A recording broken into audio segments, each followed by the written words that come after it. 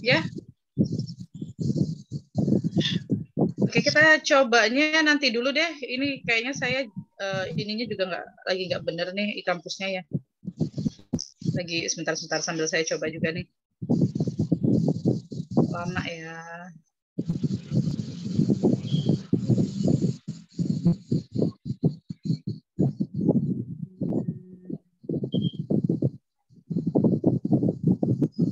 Sambil coba buka e-kampusnya dulu aja ya. Soalnya kemarin bisa aja sih, bisa-bisa aja gitu. Ini kok lagi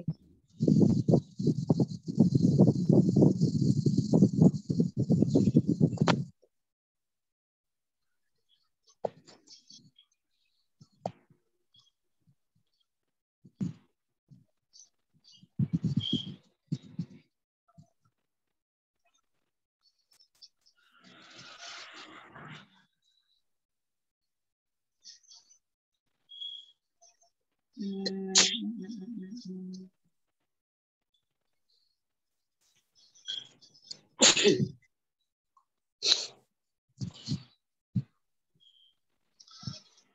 nanti aja kayaknya karena tanggalnya ya. Jadi karena tanggalnya saya masih tulis mundur, jadi kayaknya kita masih belum bisa mengisi yang e-kampusnya. Nanti mungkin setelah kelas saya betulkan dulu ya, baru kemudian nanti silakan mahasiswa mengisi kehadiran di e-kampus selain di form. Nanti mungkin formnya dulu ya, siapa PJ-nya, PJ kelas ABCD mungkin bisa share formnya dulu.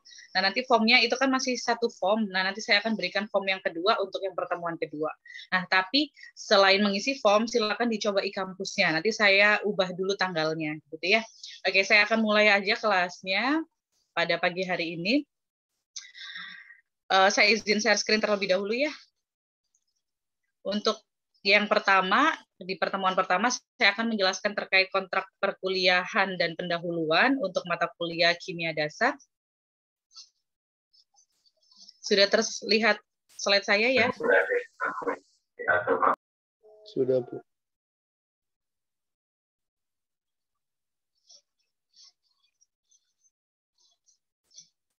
Ya, saya ucapkan selamat datang di kelas kimia dasar. Perkenalkan, nama saya Faradina Horia Suci, SSI MSI. Nanti satu semester ke depan, saya selaku dosen pengampu untuk mata kuliah kimia dasar. Kode kelas kita adalah MSN 61603. MSN berarti kan dari mesin ya. Nah, 61603 adalah kode pengindukan untuk mata kuliah. Kemudian NIDN saya 0001049001. Di situ tertera juga NIS saya. Kemudian ada email saya untuk email Unsika. Nah, silakan kalau misalnya ada yang bertanya terkait materi dan lain sebagainya, boleh disampaikan via email ataupun WhatsApp mungkin ya, silakan. Untuk jadwal perkuliahan, kemarin sudah saya diskusikan dengan PJ kelas ya. Untuk jadwal perkuliahan seharusnya ada 4 waktu di kelas ABCD dengan waktu kelas A itu Selasa ya, kelas B juga sama, Selasa, kemudian C-nya Rabu, dan D Jumat. Nah, kemarin sudah didiskusikan, dan kenapa saya meminta dimampatkan hanya buka 2 sesi, karena mohon maaf, untuk semester ini saya juga mengajar di prodi yang lain, ada 4 prodi, dan lumayan banyak gitu ya, lumayan banyak untuk SKS-nya, mungkin melebihi SKS mahasiswa ya, yang seharusnya mungkin 24 SKS bisa lebih gitu. Karena mungkin di Unsika selain di fakultas ya, lebih jelasnya di fakultas, karena di fakultas teknik sudah buka prodi lagi baru untuk teknik lingkungan, itu kan tergolong baru dan memang dosennya juga masih belum bertambah. Nah, maka dengan sangat terpaksa gitu ya, bukan terpaksa juga sih. Nah, jadi tiap dosen itu akhirnya beban mengajarnya itu terlewat melampaui batas yang seharusnya gitu. Kalau harusnya maksimum itu 12 SKS untuk beban mengajar. Nah, jadi lebih dari 12 bahkan puluhan gitu. Jadi sehingga mohon maaf untuk jadwal perkuliahan saya bisanya 2 sesi gitu ya. Tuh. Tapi sebetulnya ini itu terjadinya ketika daring ini aja sih banyak penuhnya gitu. Kalau luring sih enggak. Kalau luring biasanya maksimum 18 SKS lah gitu. Dan memang memang beban kerjanya kan tidak hanya di pengajaran ya, beban kerjanya itu ada di penelitian juga, pengabdian juga. Jadi mohon maaf dibagi-bagi sehingga saya hanya bisa mengadakan 2 sesi. Sesi yang pertama itu mengikuti jadwal kelas B di Selasa 14.50 sampai 16.30. Dan untuk sesi kedua, saya akan adakan di hari Jumat. Jumatnya pun kita geser jamnya ya. Kalau Jumat jam 7, mungkin saya juga masih beraktivitas yang lain, sama dengan teman-teman mahasiswa, jadi kita akan mulai di Jumat jam 8.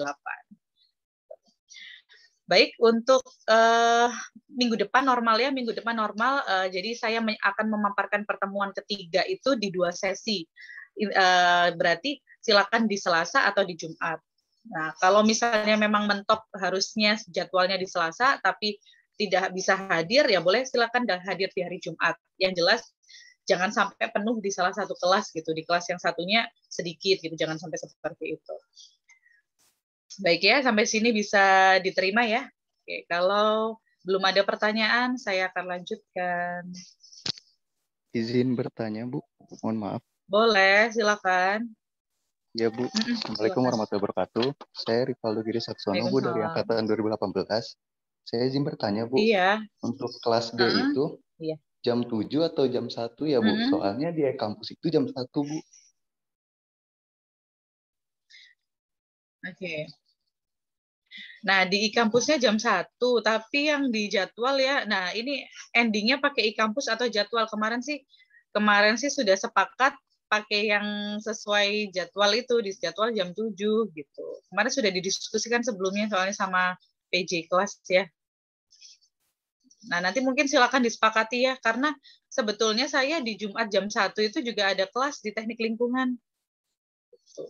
Jadi kalau misalnya emang apa Rivaldo itu bentrok jadwalnya? Kalau saya pribadi enggak sih, Bu, aman, Bu. Cuma setahu saya, Bu, untuk mata kuliah itu mengikuti e-kampus, Bu, karena nanti absennya di e-kampus juga. Iya, memang absennya di kampus, tapi itu jadwalnya bisa diubah, bisa dikondisikan bisa ya, sesuai ini, iya, bisa sesuai. Karena kalau ya itu tadi kemarin kan sudah kesepakatan sih, kalau misalnya nanti PJ kelas mau dirubah jam 1, ya mungkin nanti akan saya kondisikan dengan yang teknik lingkungan gitu ya. Karena kemarin juga udah cari-cari waktu sih, gitu. Nanti saya akan tanyakan lagi ya ke yang PJ kelas ya. Oke, saya akan lanjutkan. Emang jadwal di e-kampus udah nggak ada yang bentrok sama sekali. Saya rasa masih ada.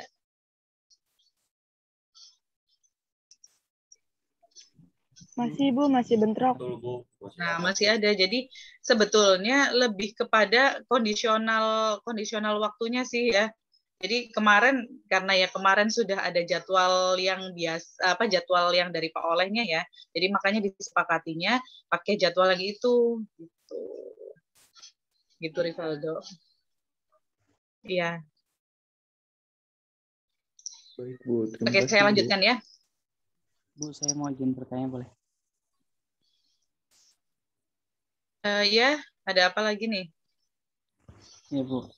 Assalamualaikum warahmatullahi wabarakatuh. Kenalkan, nama saya Faisal Rahman dari angkatan 2018. Izin bertanya ini, Bu. Iya, Faisal. Di e-kampus itu kelas D ya, dan sekarang itu ikut yang sesi hari Jumat sekarang ini.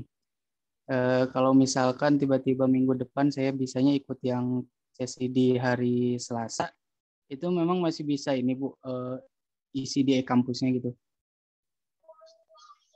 Nah, jadi jadwal itu yang buat saya, gitu ya, yang mengagendakan itu saya. Jadi nanti bisa kalau misalnya nih ya, misal prosesnya kalau mau karena ini kelewat ya, pertemuan 1 itu kan kelewat gitu kan. Terus kemudian pertemuan 2 yang nggak kelewat itu kan sebenarnya cuma kelas B.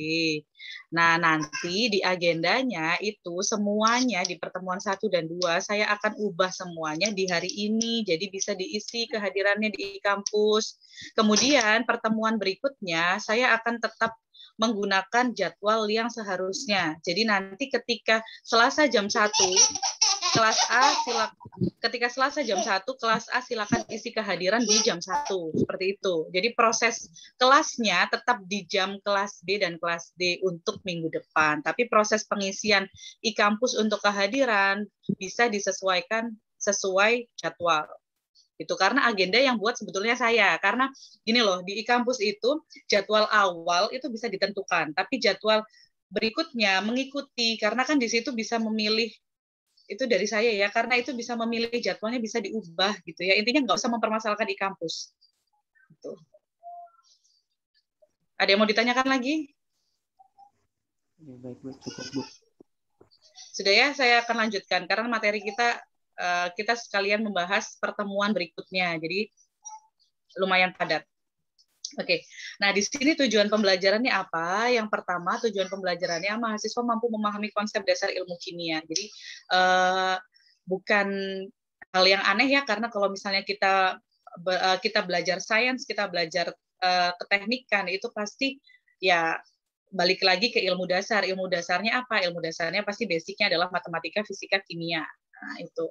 Kalau untuk teknik itu pasti basicnya yang harus dikuasai banget itu sebetulnya matematika sama fisika.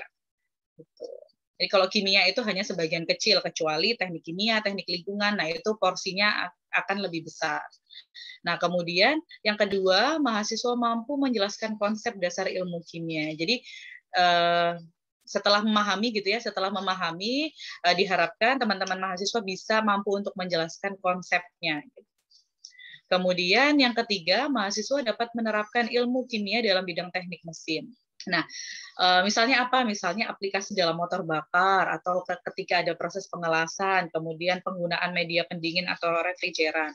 Jadi di situ ilmu kimia pasti akan digunakan. Nah, kemudian seringkali yang terjadi apa? Seringkali yang terjadi paling ketika sudah menjelang semester akhir gitu ya, mahasiswa itu suka melupakan teori-teori dasar. Dan pada saat tugas akhir, ini mungkin sekalian ya saya jelaskan ya, karena masih semester awal ya. Nah, dan biasanya ketika tugas akhir gitu ya atau skripsi, nah ada yang melupakan basic materinya, entah itu nanti pada saat pengambilan bidang minat yang konversi atau yang material atau yang apa. Nah, itu ketika ditanya ini basicnya sebetulnya dipelajari di mana gitu. Ketika mata kuliah apa dan seperti apa. Nah, itu kadang teman-teman mahasiswa agak lupa gitu. Jadi di sini yang saya tekankan, jangan sampai mata kuliah yang sudah dipelajari di semester awal itu terus langsung hilang gitu ya. Jadi kalau ibarat bahasa kimianya volatil, cenderung mudah menguap. Jangan sampai seperti itu. Jadi materi yang di semester awal sampai kemudian semester 2 dan seterusnya sampai kita selesai di semester akhir, di semester 7 dan 8, nah itu adalah materi yang ibaratnya beruntut ya. Jadi itu adalah prosesnya gitu. Jadi jangan sampai dilupakan karena itu basic. Nah, kemudian yang keempat, mahasiswa mampu menyelesaikan masalah di bidangnya yang membutuhkan konsep dasar ilmu kimia dan aplikasinya. Nah, kalau untuk di mesin gitu ya, kalau untuk di mesin, misal setelah kita belajar kimia, nanti kemana lagi gitu belajarnya kira-kira yang hampir satu rumpun gitu ya. Nah, itu nanti bisa ke materi tingkat lanjutnya adalah material teknik. Nah, material teknik itu kalau nggak salah di semester 2, benar nggak nih yang angkatan 2018? Rivaldo, benar nggak material teknik semester 2? Ya, benar nggak? Lupa, jangan-jangan. Nah, gitu ya. Jadi nanti silakan materi-materi yang sudah disampaikan itu semuanya sistemnya berkelanjutan ya. Jadi kalau dulu saya kuliah, saya sangat menyarankan teman-teman itu punya buku itu satu semester satu. Jadi misal saya semester 1 ya udah satu buku yang tebal gitu. Jadi semua catatan ada di situ. Semester 2 di mana dan seterusnya. Gitu ya. untuk memudahkan. Jadi ketika nanti semester akhir mau baca catatan di semester 1 atau 2, nah itu sudah langsung dalam satu buku yang sama. Gitu, oke. Nah, untuk strategi pembelajaran mungkin yang akan kita lakukan pasti bukan tatap muka ya, ini kita perkuliahan daring gini ya. Nah, itu pelaksanaan perkuliahan, di mana perkuliahan itu sebetulnya ada 16 pekan kan ya, 16 pekan tapi kepotong UTS dan UAS di pekan ke-8 dan 16. Jadi kita efektif untuk kuliahnya itu 14 pertemuan. Nah, nanti 14 pertemuan itu pasti kepotong lagi ada kuis gitu kan ya. Bisa saja kuis itu dalam satu pertemuan full atau bisa dalam setengah pertemuan gitu ya, jadi nggak full. Kemudian nanti saya akan memberikan mini test bisa saja saya berikan di awal atau di akhir pembahasan subbab pokok materi perkuliahan. Kemudian kita ada tugas atau kuis, di mana tugas itu saya akan adakan 2 jenis tugas volunteer atau tugas sukarela. Namanya sukarela ya, berarti sifatnya untuk mengumpulkan pun sukarela. Jadi boleh dikumpulkan, boleh tidak, boleh dikerjakan, boleh tidak. Jadi sunnah gitu. Kemudian ada tugas terstruktur. Nah, ini sifatnya wajib. Jadi silakan nanti ketika itu tugas terstruktur, saya minta mengumpulkan, silakan dikumpulkan. Nah, nanti untuk metode pembelajarannya, metode pembelajaran itu kan macam-macam ya, seperti yang ada di slide itu. Nah, mungkin untuk yang semester ini saya akan coba pakai, kalau role play kita agak kesulitan. Bisa sih di breakout room, cuman nanti deh kita lihat ya, bisa di kalau efektif kita coba breakout room gitu, mungkin bisa ada role play atau semacam diskusi kelompok per room gitu ya. Nanti kita coba deh. Kemudian saya sih pinginnya yang PBL dulu ya. Kalau bisa ada salah satu topik yang kita base-nya itu base project gitu. Nah, kurang lebih seperti itu untuk strategi pembelajaran. Kemudian akan saya lanjutkan ke slide berikutnya. Nah, bagaimana terkait, benar ya? Oke, takut kelewat. Bagaimana terkait sistem evaluasi gitu ya. Nah, di sini mungkin teman-teman angkatan 2018, 2019 atau 2020 mungkin sudah nggak asing dengan sistem evaluasi yang dulu ya. Kalau dulu kan 10% ada kehadiran gitu ya, di mana kehadiran itu sudah kayak yang enak lah dinilai gitu, hadir aja udah ada nilainya gitu kan. Nah, kalau sekarang karena kita itu learning-nya itu prosesnya sekarang outcome based education, jadi karena pakai OBE gitu, berbasis OBE. Nah, di mana OBE itu kalau kata Mas Menteri, komponen penilaiannya sekarang itu bukan lagi yang kayak dulu ya, mungkin yang siswanya ya udah hadir aja dikasih nilai atau seperti apa. Nah, kalau OBE di sini itu komponen penilaiannya itu learning by process. Jadi di mana proses pembelajarannya itu kita akan menilai.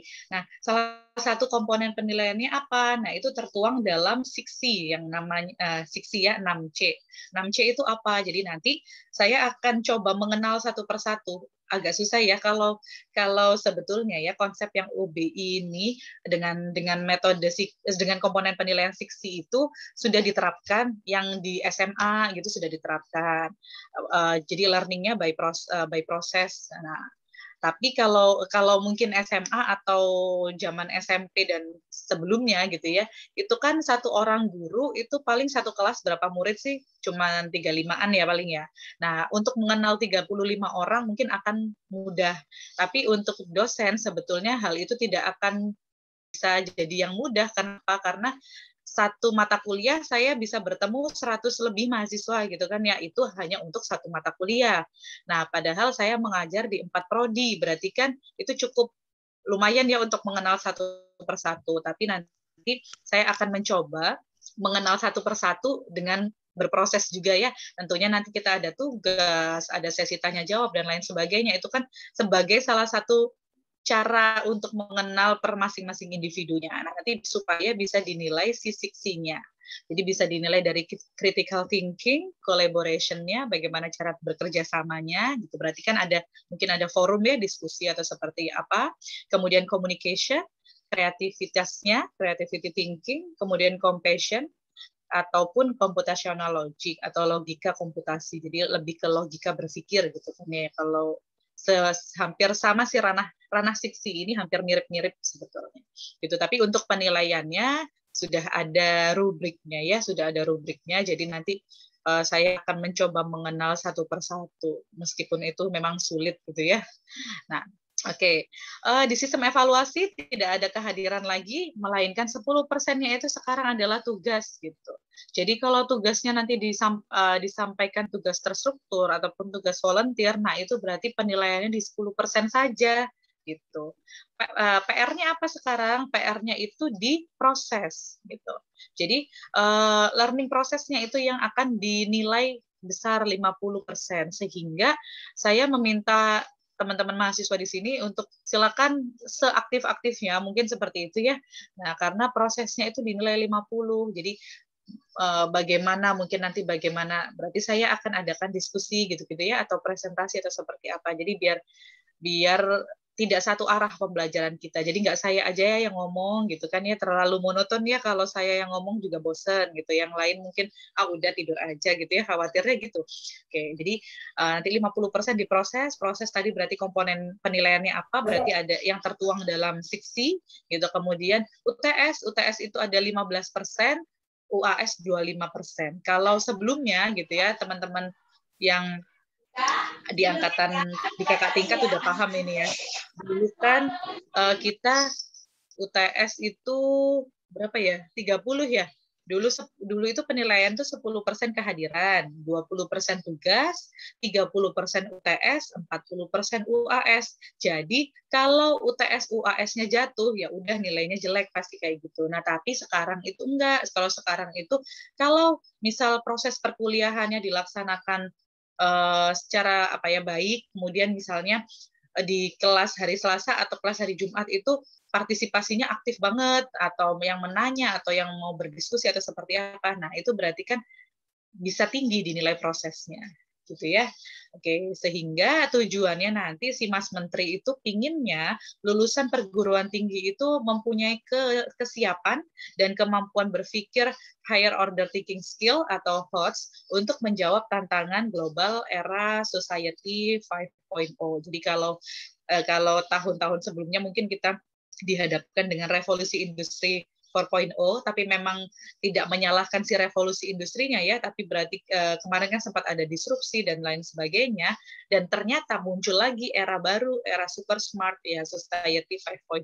Jadi supaya gimana ya, supaya lulusan perguruan tinggi itu bisa menjawab dan mencapai si tantangan tersebut. Jadi harapannya sih seperti itu ya. Jadi kita akan melihat itu dari prosesnya, gitu. Itu untuk sistem evaluasi. Nah, bagaimana untuk materinya? Untuk materinya, karena di sini memang by proses ya, semua proses nilai proses itu yang besar.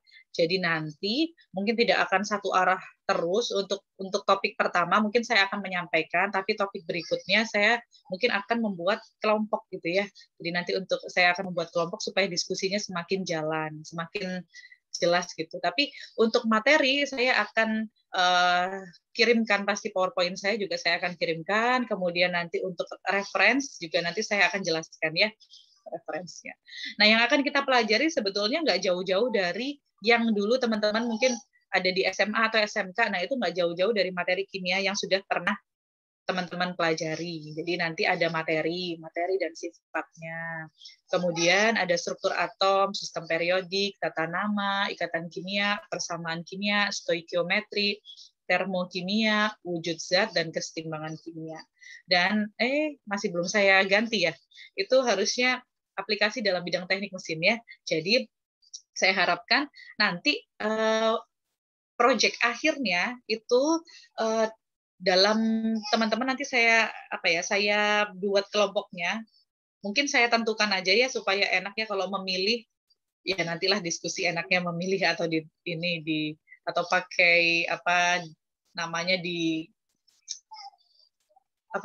disusun sama PJ atau seperti apa, nanti saya diskusikan lagi gitu ya. Nah, nanti saya pinginnya itu ending kita belajar kimia itu nanti silakan ditelaah gitu ya, aplikasi yang kira-kira ada hubungannya di bidang mesin itu seperti apa. Nanti kita akan coba bahas itu dan kita akan diskusikan.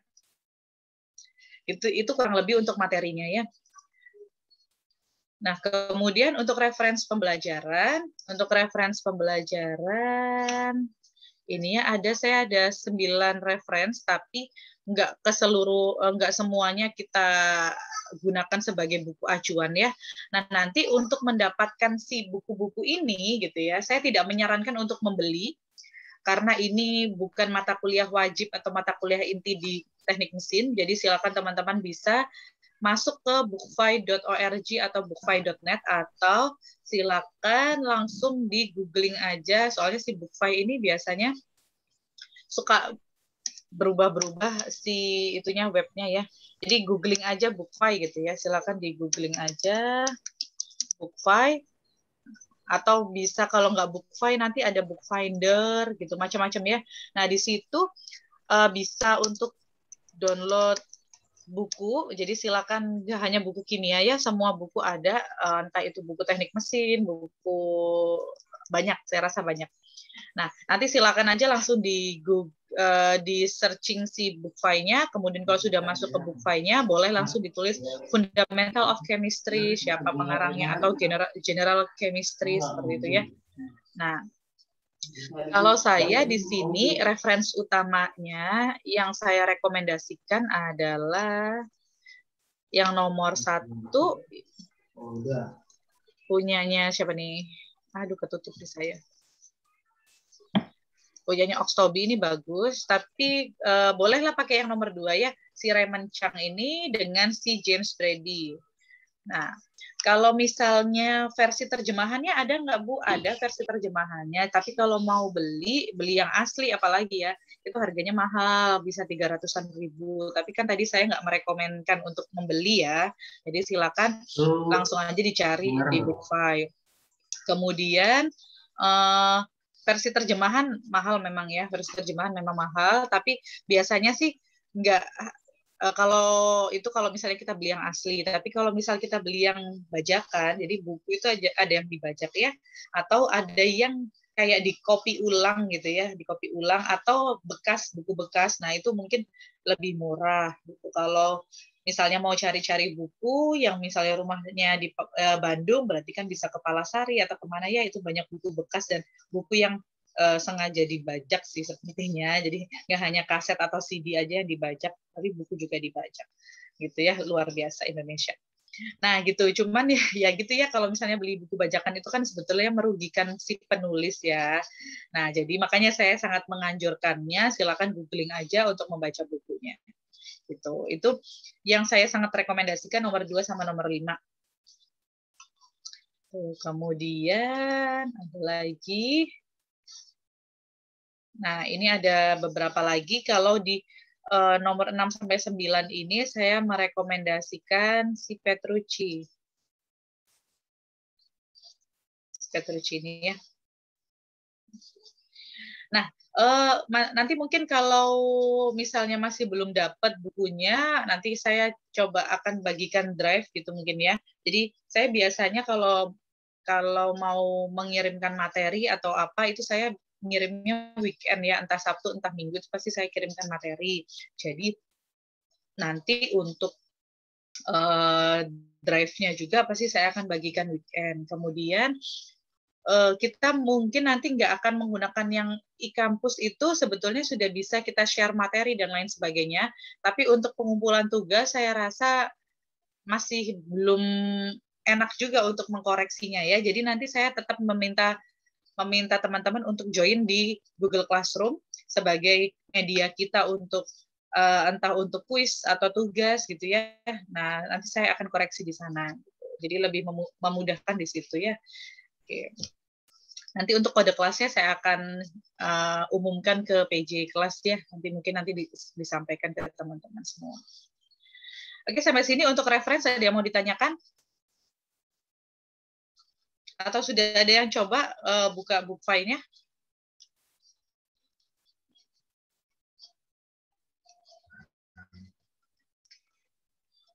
Enggak ya? Oke. Saya lanjut kalau kayak gitu ya.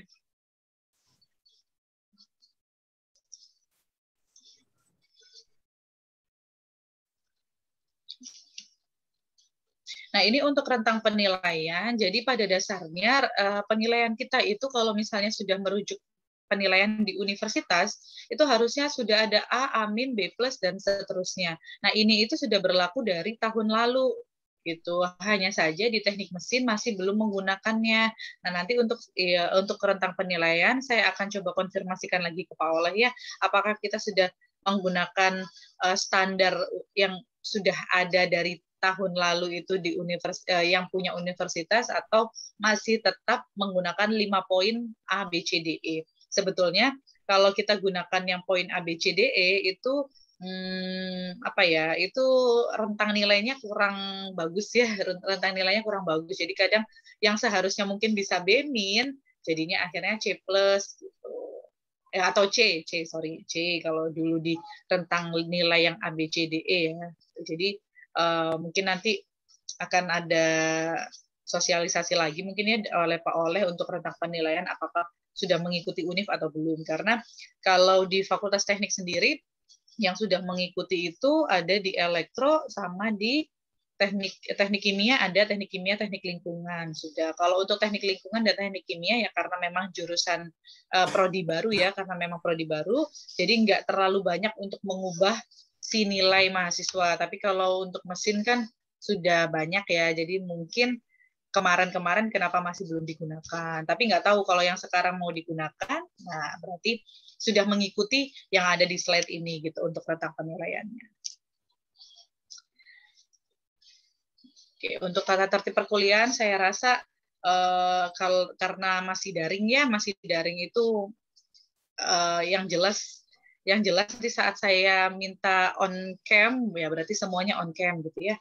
Nah, kemudian toleransi waktu kehadiran di kelas 15 menit ya, paling lama ya 15 menit sih ya saya rasa, karena ketika sudah kelewat setengah jam atau bahkan lebih mungkin nggak tahu nanti ke arah mana yang pembicaraannya udah ke arah mana gitu. Jadi saya rasa kalau misalnya memang yang seharusnya di kelas Selasa atau mungkin yang seharusnya di kelas Jumat, tapi pada saat jadwal tersebut ada halangan, jadi silakan untuk di sesi yang sebelumnya atau sesudahnya. Jadi misal Selasanya berhalangan, silakan ikut yang hari Jumat, atau Jumatnya berhalangan, silakan ikut yang hari Selasa.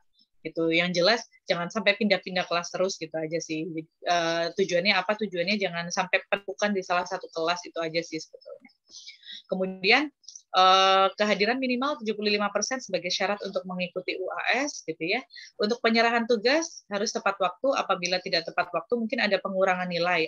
Kalau misalnya memang itu kelewat banget ya bisa saja nilainya saya kuranginya agak banyakan gitu.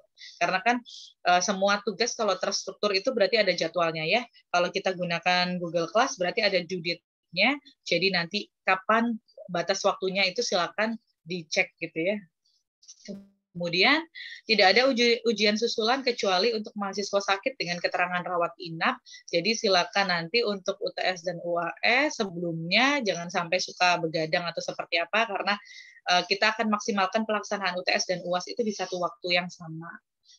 Kemudian mahasiswa yang melakukan kecurangan pada saat ujian akan mendapatkan nilai E. Nah kalau daring, kalau luring mungkin kelihatan banget ya kalau misal ada yang curang atau seperti apa. Nah kalau daring, sebelum-sebelumnya saya nggak pernah ujian itu dengan on cam. Nah nanti coba untuk ujian mungkin saya akan coba nyalakan kamera gitu ya dengan Zoom gitu. Jadi mahasiswa mengerjakan.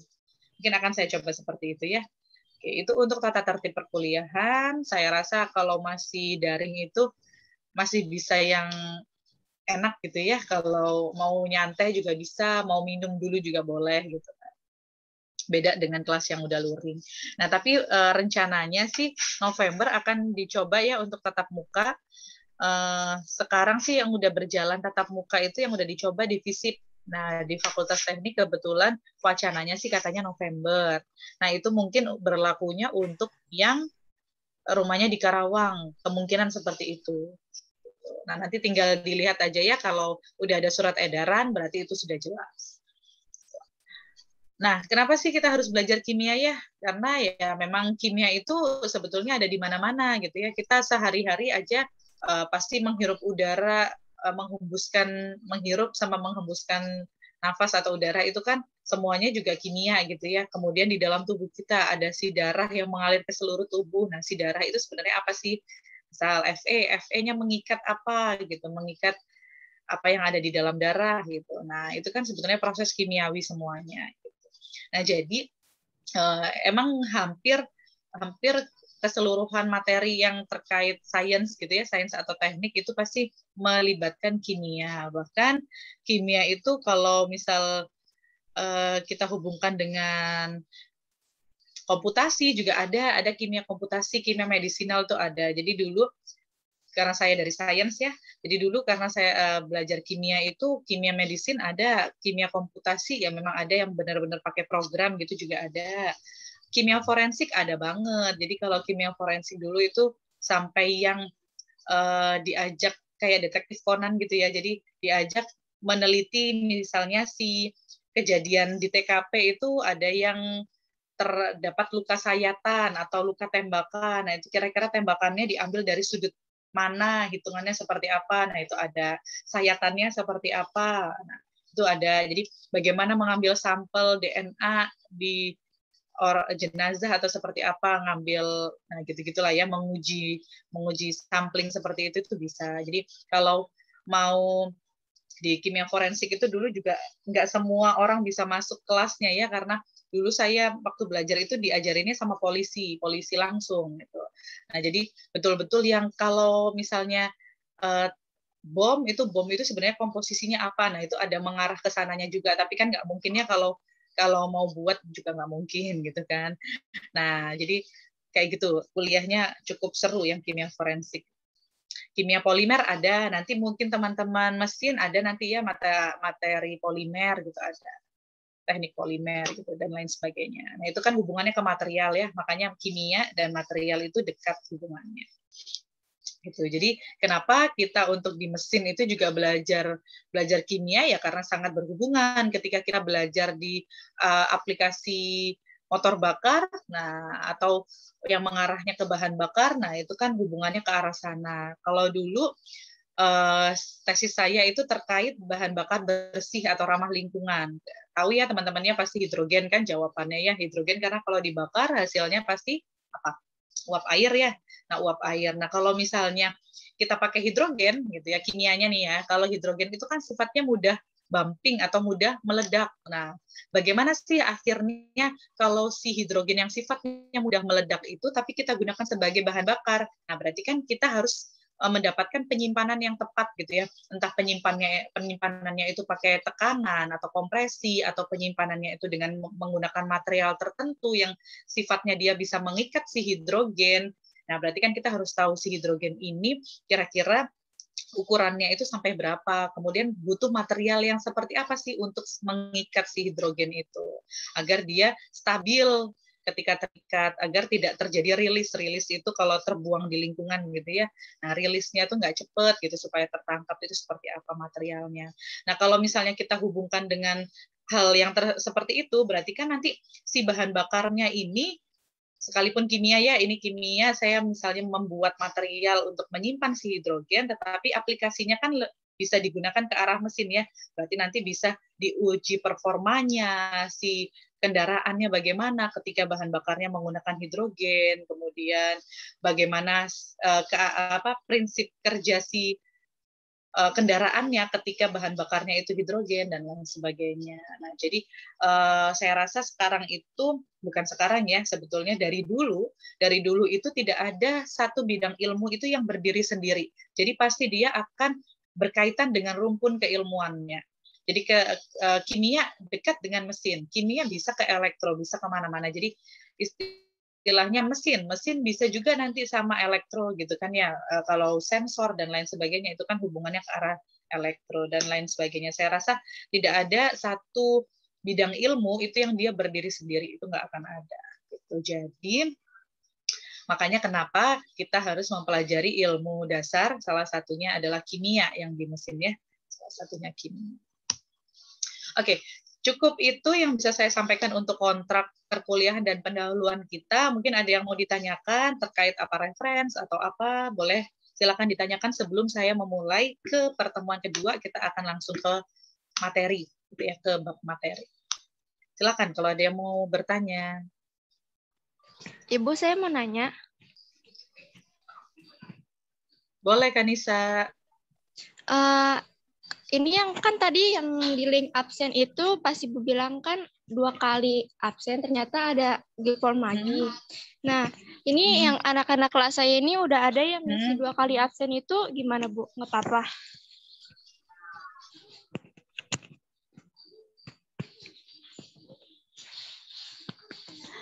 Langsung pertemuan. Oh ya udah nggak apa-apa. Berarti bisa ya diisi ke pertemuan 2 juga kan, maksudnya dengan satu akun yang sama berarti bisa isi 2 pertemuan langsung ya, Anissa ya.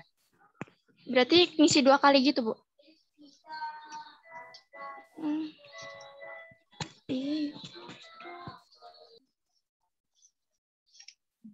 Karisa. Agak putus-putus ya. Atau saya yang sinyalnya jelek nih? Oh, berarti ini absennya itu boleh 2 kali, Bu. Berarti 2 kali absen gitu. Di link yang sama tapi.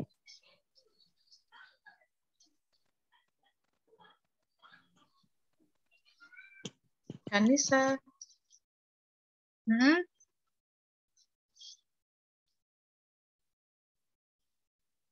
Mungkin ibunya yang jaringannya Putus-putus. kendala, Bu.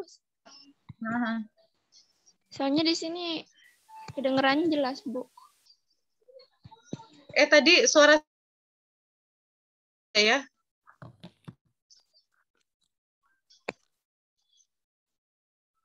Yang lain boleh dijawab.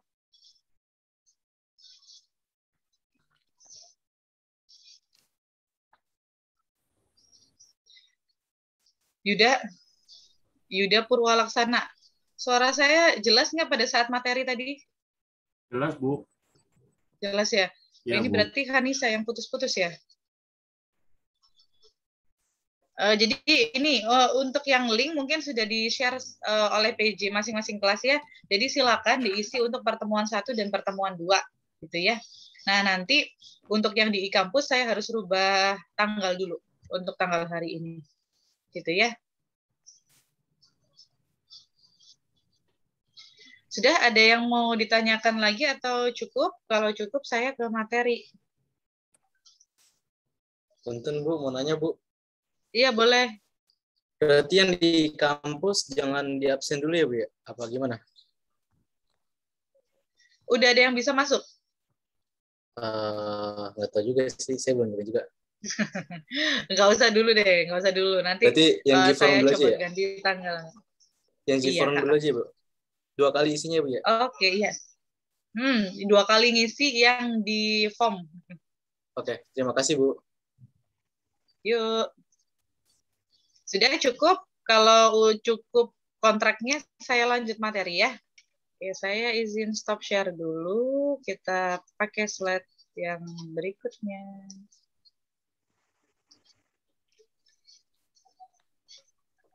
Sambil saya minta tolong salah satu PJ untuk screenshot ya. Screenshot kelas. Boleh sekarang juga boleh sih.